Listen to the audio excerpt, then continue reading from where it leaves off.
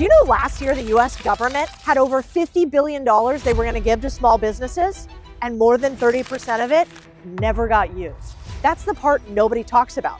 I complain all the time about how government makes things harder for small businesses. They do. But here's the other side. There are loans, government programs, grants, mentorship opportunities all around. There is money that the government has, and it is waiting for you. So in this video, I'm going to teach you how to take it. State programs nobody's talking about. Let me tell you some secrets. One of our entrepreneurs in the boardroom used workforce training and funds and wage credits, that's like free money to employ people, to grow their first employees to over 15 in 1 year. And they got most of their payroll reimbursed. This was especially crazy because they were bootstrapped, had no investors and no money to start. So they kept putting all the money back in the business, which means that they didn't have any money to hire, except because the government gave them. Now, cool part, red state, blue state, doesn't matter. Economic development agencies want businesses like yours, you just have to ask. In fact, if you look at this map of the US, every state has its own version of this. We'll pay you to build something, is what they're telling you. These are called state business incentives. So tax credits, wage reimbursements, training grants. Your employees aren't good enough? Train them up on the government's dime. Some examples. Texas will give up to $500K for workforce training through TWC. Indiana, $5K per full-time hire plus 50% off training. Florida, $1,000 to $5K per rural job. Yes, just for hiring locally. Tennessee, 50% of payroll reimbursed in high poverty areas. New York, where we're sitting today, 75% back on employee training in clean energy. So how do you get them? Let's give you the secrets, huh? Wait until you see the end of this video. I've got way more for you. 1, search your state and go look up economic development incentives. 2, find programs with names like workforce training credit, job tax credit, capital investment reimbursement. 3, go apply online. Most take less than 30 minutes. What do you need? Not that much. You need to file before you hire or expand, submit some basic payroll or expense docs to make sure you're not lying, claim the credit at tax time or get reimbursed to direct. Obviously talk to your accountant about all of this to make sure that it's applicable for you. We've taught 14,000 business owners, and before us, 99% of them, they didn't do this. But the 1% that do, well, they get to build with these guys' money. You get to use the government's money. Yes, the government will actually give you money for a business or even to buy one. I kid you not, I was gonna invest in a nail and hardware business, like this type. And I was about to give them a couple $100,000 for this business. And then all of a sudden they told me they didn't need it. Why? Because the government gave them the loan instead. The SBA allowed them to take multiple investors and use their money for the loan instead of mine. So they got debt, which means they owned the company outright after a period, instead of, if I was to give them the money, well, I was going to own a slice of that bad boy forever. You could say everyone thinks the system is rigged against them. But when you learn the rules, you realize these rules are actually written for you if you know the game that you're playing and you play the right one. What's fascinating is this all actually started after the Great Depression, which almost wiped out a majority of small businesses. So obviously the government steps in because it needs to save them. They saved 110,000 of these businesses with grants and loans. So you guys today have resources your grandparents and mine never had. And the reason is simple. The small businesses, well, they're the backbone of the US and the economy overall. And after World War II, these businesses, they were about to be eviscerated by the war. They didn't just want a bunch of big corporations and monopolies. So the government, they wanted to create some rivalry. They were trying to help the little guys make sure they still existed, not create other kings that would vie for power with them. Today's politicians are smart, and they know that 99% of all businesses in America are small.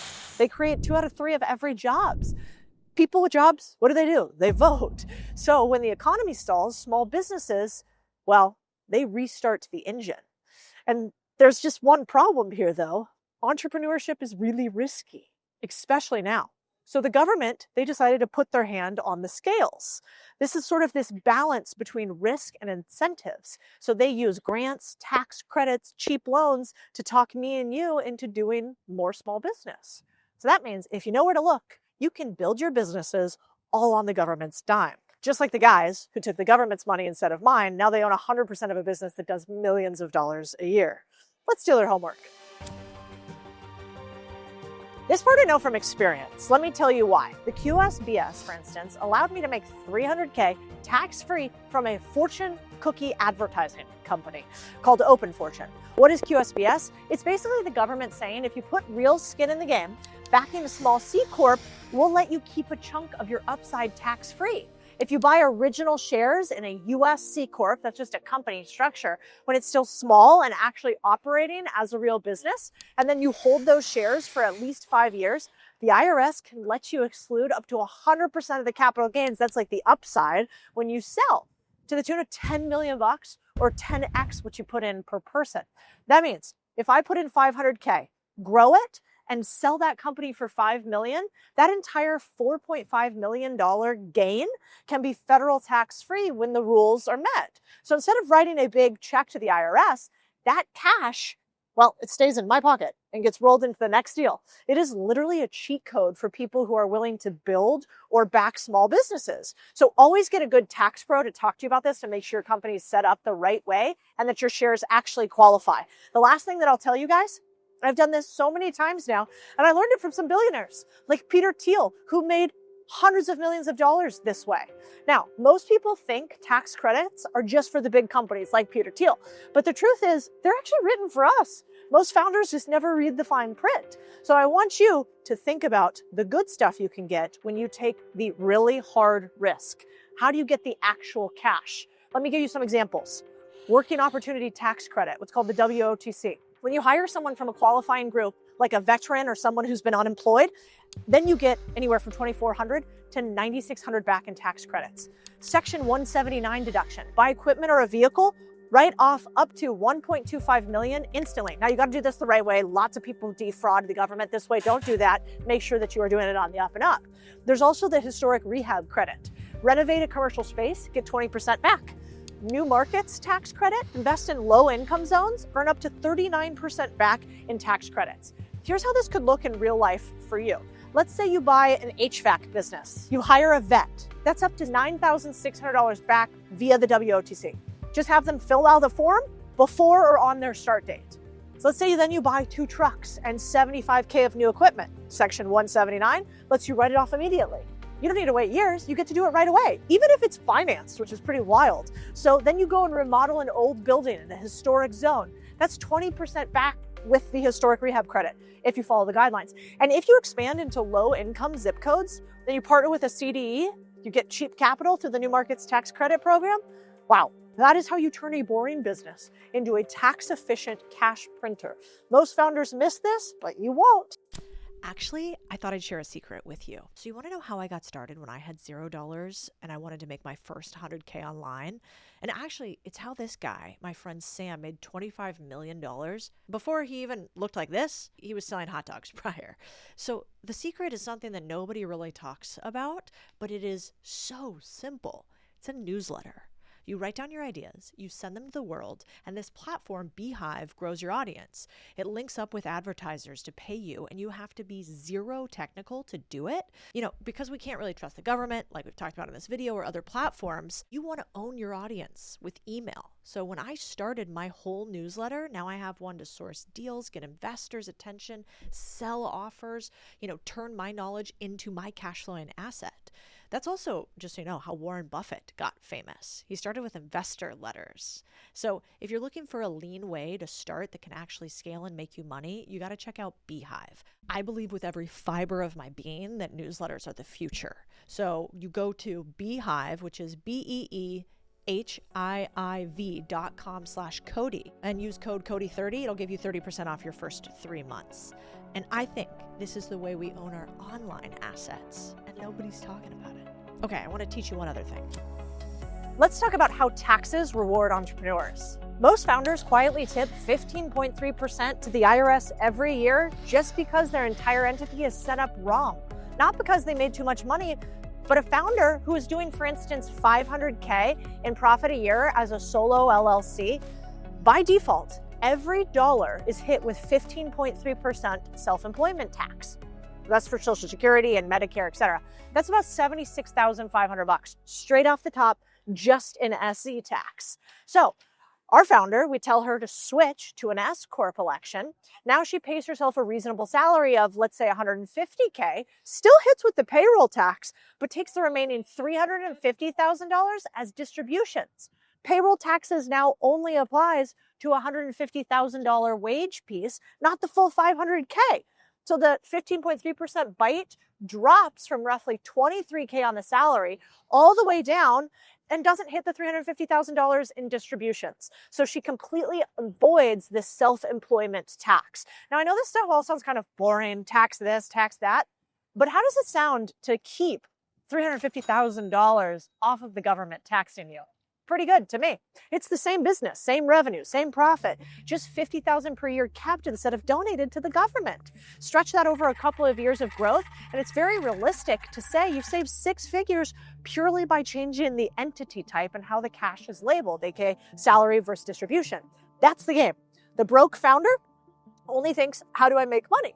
The rich founder also asks, how do I keep it? This is the difference between being rich on paper and staying rich after taxes. The rich don't just make more money. They play the tax system, they play it like a chessboard. R&D credit, up to $250,000 back, even if unprofitable. Google dropped $49 billion on R&D, research and development, last year. Microsoft, $30 billion. They lobbied for full write-offs, so they could expense it all up front. Now they get a massive tax break just for building smarter. QSBS, we talked about that. Sell your business, stack cash. That would be like Roblox founder, for instance, David, used it dozens of times and legally dodged millions in taxes at his company. He even gave qualifying shares to a family member and allowed them to make the same amount. The S Corps, that's also really smart. You can do that because if QSBS only allows for 10 million for you, I know that's a lot, 10 million for you, but 10 million for your husband, if you make 20 mil, there you go. The S Corp split avoids the 15.3% tax on non-salary income, and people secretly working multiple six-figure remote jobs use this. These aren't hacks. This is the US tax code. It's just using it smarter. If you are not talking to your accountant or attorney about this, well, I guess you're just giving money to the government. I don't like doing that. Let's say that you want to go out and buy a business. Well, we teach thousands of people every year how to do that. For instance, you can go to the SBA and they can give you a loan to buy a business and you put down 10% or even raise capital from multiple people. Let's also talk about how there are low-rate state programs where individual states will pay you to buy a business in their state. Check out what Alaska does. It's pretty wild. So you don't have to take on all the debt yourself. In fact, our members have done about $300 million in deals, most of these using the SBA, seller financing, or other people's money, often the government's. Because everyone wants to bootstrap or raise VC, but the real move, borrow like a business owner, not a consumer. Let's compare a couple things.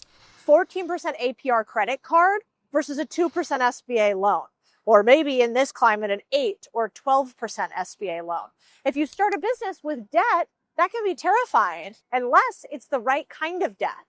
For an SBA microloan, you can get up to $50K, no down payment, 8 to 13% interest, state-run low interest rates, 2 to 5% rates in PA, Ohio, Illinois. This is perfect for equipment and facilities and to be able to use loans to buy that. Let's say, for instance, you have a 17% interest rate credit card. Well, bank loans, you can negotiate those, maybe 8 to 12%. And if you go direct, sometimes you can get loans for small business owners, 2, 5, 6%. You know which one I'd take.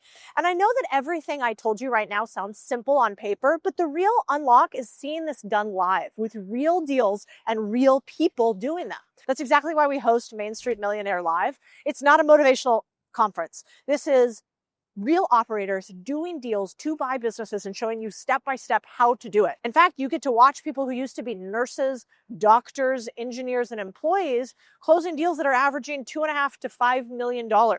And they're breaking them down on stage, how they structure them so that you can steal their homework. So if you want to stop watching YouTube videos and actually learn from people doing this right now, go to www.msm.live.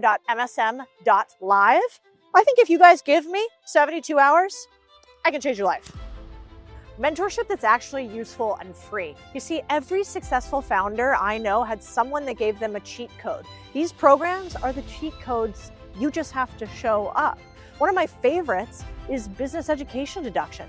Do you know you get a tax write-off for business education if you own a business? And guess what? I realized this early, so I did this in my business. I started paying for consultants and advisors to help my business grow, and then I wrote it all off. So I got smarter. I used my money to make me more money instead of giving it to Uncle Sam. This is called your business education credit. And then I started something called the boardroom, where our members, they've seen their businesses grow by 2x, in some cases 47% in 1 month, and they use our program as a tax deduction. So our consultants help you improve your pricing systems, increase profit margins, and Uncle Sam lets you write it off. So keep your invoice, categorize it as a professional business consulting, hand it to your bookkeeper or CPA at tax time, and talk to them about if this is applicable for you. Most of our members deduct it as an ordinary and necessary business expense. You can do the exact same thing. So if you want your 2026 to be your most profitable year yet, you can apply here. I'd love to extend you an invite into the boardroom if you're a fit. And if not, we'll keep helping you on YouTube no matter what, because the movement here is speed for you. If you're trying to win without mentors, I don't know, I think you're just playing on hard mode. If you think about it like a chess game, you want to make sure that you actually know the game you're playing with the right person who can teach you how to get there faster. This isn't charity, but it is available for all of you. It's not just free money from the government. You do have to do the work. You can't just fill out a form and get a check. But if you're building something real, creating jobs, making money, adding value, the government wants to help you. So don't wait for permission, because this already exists. It's just waiting for you to take it or leave it like the billions that were left last year. That's not going to be you.